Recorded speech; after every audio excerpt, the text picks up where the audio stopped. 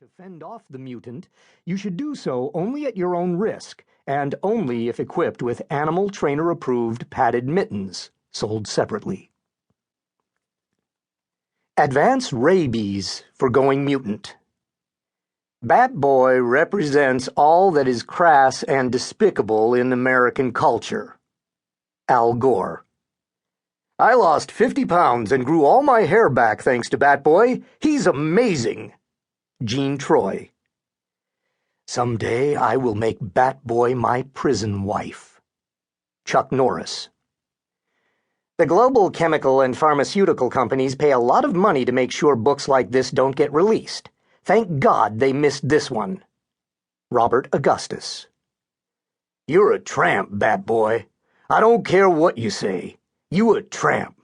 Bat Boy, you just a tramp. Otis Redding.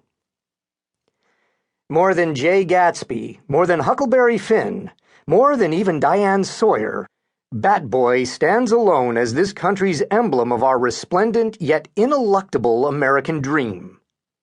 Mike Nichols.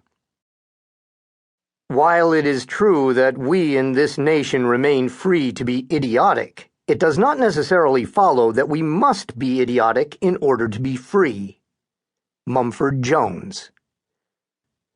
This book is dedicated to the big man who first introduced me to Mumford Jones. Forward. Bear Grylls is an idiot. Footnote. Forewords these days are typically reserved for glowing comments about a book from some kind of celebrity. Forward author Glenn Windiat and Weekly World News decided to turn that on its head by disparaging this otherwise harmless television sensation, Bear Grylls. In fairness, this decision was aided by the fact that the numerous requests to write forewords that were submitted to Simon Winchester, Noam Chomsky, Soupy Sales, Hugo Chavez, Bear Grylls, and Batman all went unanswered. Mr. Grylls is not an idiot. Additionally, he is powerfully built, and when he strips down to a mere loincloth, he possesses what appears to be a diver's body that makes us want to spread his nation's national treat, spotted dick pudding, all over his interstitials. Grylls also claims that he spent time in the British Special Forces.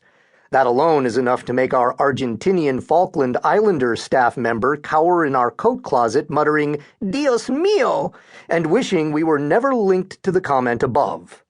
Still, we should all agree that American television airwaves should be restricted to natural citizens and not misappropriated by British hams such as Bear Grylls, David Attenborough, Simon Cowell, Angela Lansbury, Laurence Olivier, and Thomas Selleck. Exceptions to this rule would apply in the cases of Kate Beckinsale, for obvious reasons, and Marty Feldman, posthumously, as he had Bat Boy's eyes. Nonetheless, we do agree that Grylls needs to study bats and stop crying like a little panty waste whenever he comes into contact with these noble creatures that save our planet every night.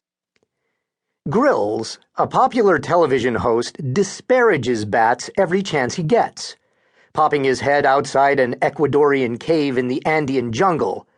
"If it's one thing I don't like, it's bats." Inside a cave deep within the Panamanian rainforest. "I don't like bats.